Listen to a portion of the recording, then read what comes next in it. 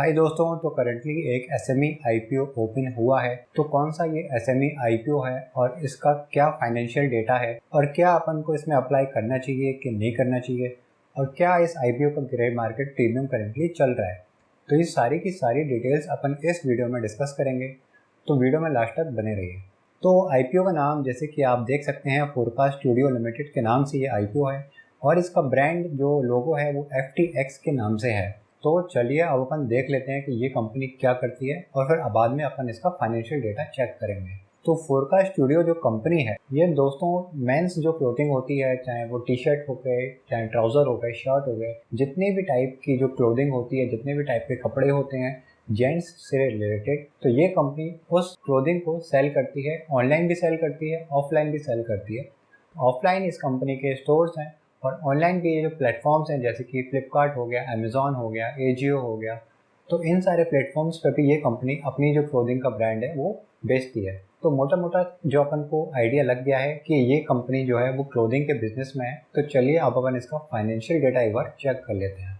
तो स्क्रीन पे जैसे कि आप देख सकते हैं कि मार्च 2021 से लेकर 29 फरवरी 2024 तक का डेटा अपन को दिया गया है। तो रेवेन्यू अपन चेक करेंगे 2021 का, तो जितना भी ये डेटा है ये लैक्स में है, तो मैं इनको करोड़ में आपको कन्वर्ट करके बताऊंगा।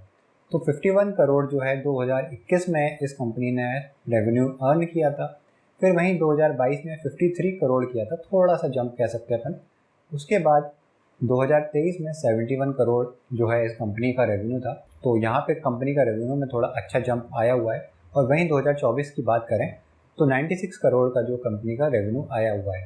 तो अपन रेवेन्यू देखेंगे कि कंपनी का जो रेवेन्यू की जो ग्रोथ है वो अच्छे ट्रैक पे है। ये तो कंपनी ने रेवेन्यू कमाया जो भी इनने अपने कपड़े बेचे, लेकिन जितना भी पैसा आने के बाद कंपनी ने खर्चे निकालने के बाद क्या कंपनी के पास पैसा बचता है। तो जैसे कि मान लीजिए रॉ मटेरियल का जो कॉस्ट होता है या जो भी एम्प्लॉयज़ होंगे उनकी जो सैलरी होगी और जो कंपनी ने टैक्स वगैरह दिया होगा, तो ये सारा खर्चा निकालने के बाद कंपनी के पास कितना पैसा बचता है उसको अपन प्रॉफिट आफ्टर टैक्स बोलते हैं, जैसे कि आप यहाँ पे देख सकते हैं।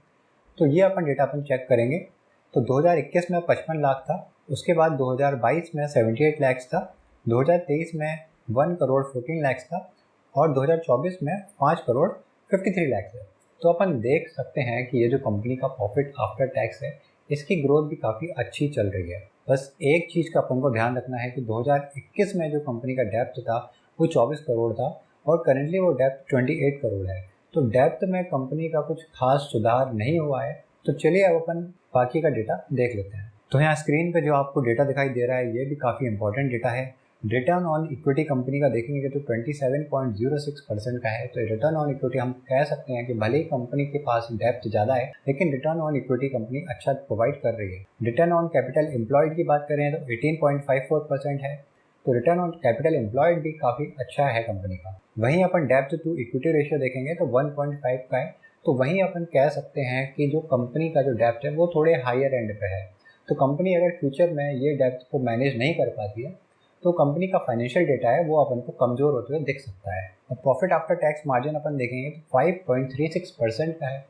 कुछ खास प्रॉफिट आफ्टर टैक्स मार्जिन नहीं है, मतलब जो बहुत अच्छा मार्जिन कह सकते हैं वो 10 से ऊपर अपन लेके चल सकते हैं। लेकिन फिलहाल अपन जो आगे की एनालिसिस है उसके बेसिस पर डिसाइड करेंगे कि हमको इसमें अप्लाई करना है कि नहीं करना है। पीई रेशियो कंपनी का जो आईपीओ लाने से पहले है वो 58.82 का है। तो जो वैल्यूशन है कंपनी की वो हायर एंड पे है, मतलब कंपनी अंडर वैल्यूड नहीं आ रही है। कंपनी जो है जितना पैसा चाहती है लोगों से निकालने का उतने की कोशिश कर रही है। और पोस्ट आईपीओ के बाद कंपनी का पीई रेशियो कितना हो जाएगा जिस वैल्यूशन पे कंपनी आईपीओ ला रही है, तो वो अभी प्रोवाइड नहीं किया है यहाँ पे। तो जितना भी ये कंपनी का डेटा है, ये कंपनी वो जो पैसा अपना रेस करने वाली है तो उसका क्या पर्पस है कंपनी का, तो वो अपन यहाँ पे स्क्रीन पे देख सकते हैं कि कंपनी जो है जो भी इनके ऑलरेडी जो वेयर हाउस है जहाँ पे ये जो इनका मैन्युफैक्चरिंग फैसिलिटी है, जहाँ पे इनकी जो डिस्ट्रीब्यूशन फैसिलिटी होगी, तो उनको अच्छा और बनाने की कोशिश ये लोग करेंगे ताकि और वैल्यू प्रोवाइड कर सके ये अपने कस्टमर्स को।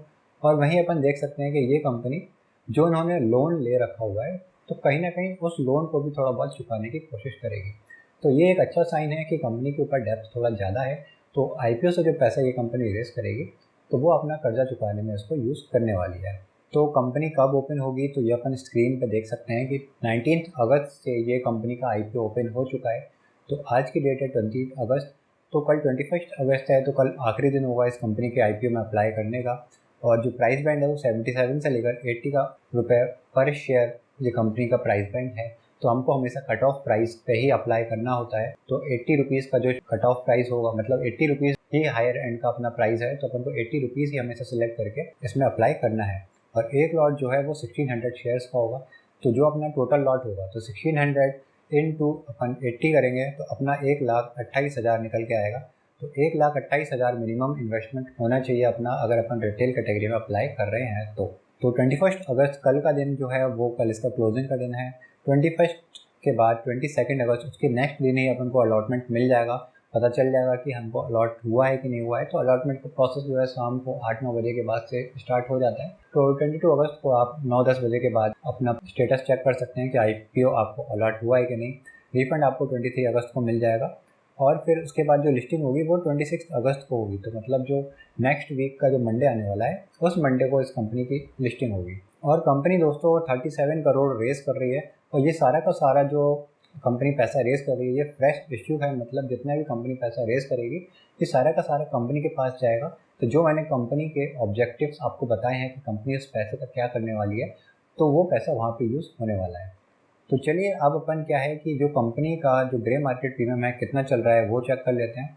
तो 80 रुपये कंपनी का शेयर प्राइस है और ग्रे मार्केट प्रीमियम जो कंपनी का चल रहा है वो 83 रुपीज़ चल रहा है। तो अपन मोटा मोटा देख सकते हैं कि कंपनी का जो ग्रे मार्केट प्रीमियम है वो 103% है, मतलब 103% पे इसका ग्रे मार्केट प्रीमियम चल रहा है। तो मतलब अगर ग्रे मार्केट को अगर अपन लेके चलते हैं और अगर आपको ये IPO अलॉट होता है तो 80 रुपये का ये शेयर है, तो 163 रुपये पे ये लिस्ट हो सकता है। मतलब सीधा सीधा हमको हमारा पैसा डबल होते हुए इस IPO में दिख सकता है।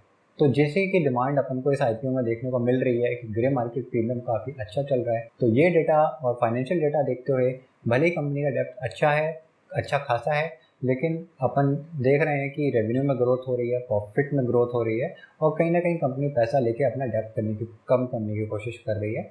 तो अपन इस IPO में अप्लाई कर सकते हैं। और अगर आपके पास मल्टीपल डीमैट अकाउंट्स हैं तो आप उन मल्टीपल डीमैट अकाउंट से भी इस IPO में अप्लाई कर सकते हैं। बस ध्यान रखिएगा कि वो मल्टीपल डीमैट अकाउंट सिर्फ एक पर्सन का नहीं होना चाहिए, वो डिफरेंट पर्सन के होने चाहिए जिसमें डिफरेंट पैन कार्ड उनके होंगे। तो यहाँ पे इस IPO में अपन फुल फोर्स के साथ अप्लाई कर सकते हैं। और इस वीडियो के बाद भी अगर आपको कोई डाउट होता है तो आप मेरे को कमेंट सेक्शन में मुझसे पूछ लेना। तो चलिए मिलते हैं अगले वीडियो में, तब तक के लिए गुड बाय।